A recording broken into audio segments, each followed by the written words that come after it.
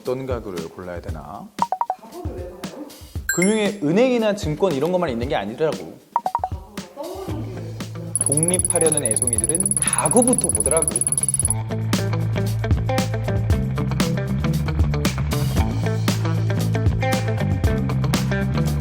갓 사회생활에서 갓생으로 가는 법, 알아두면 쓸모있는 실생활 밀접 금융상식, A부터 Z까지 솔 선배인 내가 다 알려줄게. 통장 개설하고 신용관리까지 잘하고 있겠지? 슬슬 차도 탐나고 독립을 꿈꾸기도 하는 시기이기도 해. 홀로서기의 기본은 주거분리 아니겠어? 부모님께 의존하지 않고 따로 삶을 꾸려간다는 거잖아. 그럼 돈은 좀 모아놨겠지? 아니요. 돈을 안 모았어? 돈이 없다고? 그러면서 무슨 독립이야? 월세로 나가면 된다는 사람들, 독립하면 월세만 나가는 게 아니야. 그건 알고 있겠지? 월세에도 전세처럼 보증금이라는 게 있어. 보증금이 얼마냐에 따라서 월세 금액도 달라지는 거거든? 설마 월세 전세도 모르는 건 아니지? 근데 말이야, 독립 전에 어떤 부분을 확인해야 되는지 그거부터 알아야겠지? 독립을 위해서 미리 공부한다는 건 선택이 아닌 필수야, 필수. 이 솔 선배가 바쁜 사회 초년생 여러분들을 위해서 쏠쏠하게 정리해뒀으니까 영상 끝까지 집중하길 바래. 독립 전 고려해야 될 체크리스트를 알려줄게. 첫째, 가용 가능한 또는 대출 가능한 금액을 확인하자. 둘째, 매달 지출되는 예상 비용을 계산하자.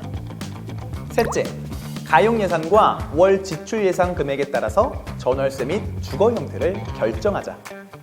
넷째, 선호하는 조건, 애완동물을 키울 수 있는 곳, 여성 안심주택 등을 확인하자. 이번에는 꿀팁 전수 전 여러분의 부동산 상식 수준이 어느 정도인지 파악해보는 시간을 가져볼 건데, 솔 선배의 쏠쏠한 퀴즈 타임. 전세 사기 피하는 전세 계약 전후 자가진단 테스트. 다음 항목들의 빈칸을 채워보고 자신이 맞춘 항목의 개수를 세어보면 됩니다. 땡땡 매매가와 전세가를 확인한다. 주택 땡땡땡땡땡 계약서를 사용한다. 근저당권, 전세권 등 땡땡땡 채권을 확인해 부채 규모를 확인한다. 임대인의 땡땡 체납 여부를 확인한다. 땡땡땡 보증금을 확인한다. 땡땡 일자 부여 현황을 확인한다. 전입 땡땡을 열람한다. 땡땡땡 신고를 한다. 전입 신고를 하고 땡땡땡땡을 신청한다. 전세보증금 땡땡땡땡을 신청한다. 이제 정답을 공개해볼게. 주변 매매가와 전세가를 확인한다. 주택 임대차 표준 계약서를 사용한다. 근저당권, 전세권 등 선순위 채권을 확인해 부채 규모를 확인한다. 임대인의 세금 체납 여부를 확인한다. 선순위 보증금을 확인한다. 확정 일자 부여 현황을 확인한다. 전입 세대를 열람한다. 임대차 신고를 한다. 전입 신고를 하고 확정 일자를 신청한다. 전세 보증금 반환 보증을 신청한다. 사실 방금 그 체크리스트는 국토교통부에서 나온 전세 사기 피하는 법이야. 저 중에 놓치는 게 있으면 전월세 사기를 당할 수 있는 확률이 커지는 거지. 사기범 안 만나면 된다고? 인생 그렇게 맘대로 되는 게 아니야. 그러니까 전월세를 구할 때는 하나씩 꼼꼼히 꼭 확인을 해보자고. 요즘 인터넷 얼마나 잘 돼 있어. 그런데도 기본 상식을 갖고 있지 않으면 뭘 찾아야 하는지도 모르잖아. 그래서 먼저 앞에 있는 체크리스트를 알려준 거야. 아까 먼저 비용을 계산하라고 했는데 일단은 가용 예산이 얼마인지를 알고 전월세 시세를 알아야 되잖아. 가용 예산이야 내가 알고 있는 거지만 시세가 궁금하다면 국토교통부에서 실거래 정보들을 확인할 수 있으니까 참조해. 아니 꼭꼭 기억하자. 시세를 파악했다라고 다 끝난 게 아니야. 이사비와 중개 수수료를 포함한 총 필요 금액을 계산해야 되고, 독립을 하면 매달 생활비가 들어가게 되잖아. 이 생활비도 꼼꼼하게 계산해야 돼. 만약 전월세 보증금을 대출로 해결한 경우는 이자까지 계산해야겠지? 거기다 월세와 관리비 그리고 각종 주거비로 지출되는 내용을 파악해야 매달 들어가는 생활비를 정확하게 계산할 수 있어. 그렇게 계산된 비용을 감당할 수 있다면 독립을 해도 좋겠지? 반대로 사용할 수 있는 가용 예산을 계산해야 되고, 회사와의 거리나 교통편 등을 고려해서 지역을 선택하기도 해. 가전가구가 없는데 당장의 지출이 부담스럽다면 모든 가구, 가전이 옵션으로 들어가 있는 오피스텔을 선택해야겠지만, 오피스텔의 경우 관리비가 비싸지니까 매달 지출되는 비용이 증가하기도 해. 그러니까 내 상황에 맞도록 꼼꼼하게 비교해야겠지? 보증금은 내 재산, 그것도 보통은 전 재산이잖아. 그러니까 내 재산을 지키는 방법을 꼭 알아야겠지.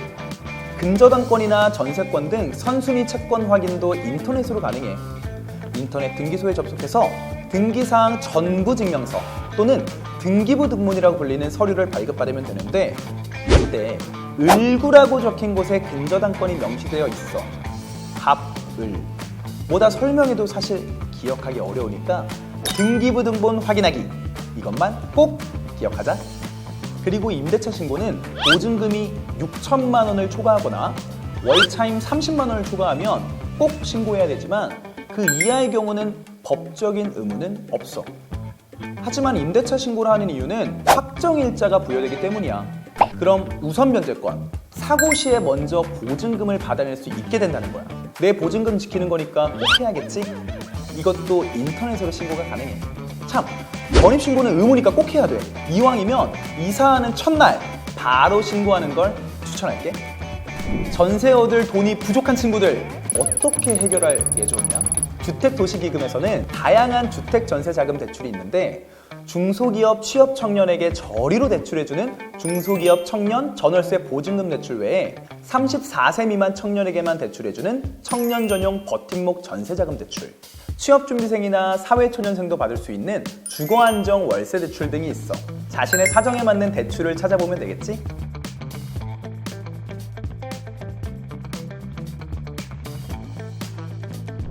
자, 이제 계약 준비 다 됐지? 다 확인했다고 마지막까지 절대 덤벙대면 안 돼. 준비가 되었어도 계약할 때 추가적으로 꼭 체크해야 되는 부분이 있거든. 거래 상대방이 계약하려는 주택의 진짜 소유자인지 먼저 확인을 해야 되고, 딴 사람이랑 계약서 쓰고 그 사람한테 돈을 줬다, 그게 사기당하는 거야. 그리고 집 상태를 확인해서 계약서에 특약사항으로 기록해두면 정말 좋아. 참, 계약이 만료됐다면 월세의 경우는 월세를 일할 계산해서 선납인 경우는 되돌려받고 후납인 경우는 납부해야 돼. 그리고 월세든 전세든 원상복구 의무는 다 있으니까 끝까지 주의하고. 이번에는 독립을 꿈꾸는 친구들을 위해서 전월세 계약 전후에 주의할 것들과 전세 대출에 대해서 알아봤어. 쏠선배의 쏠쏠한 꿀팁 정리하고 갈게.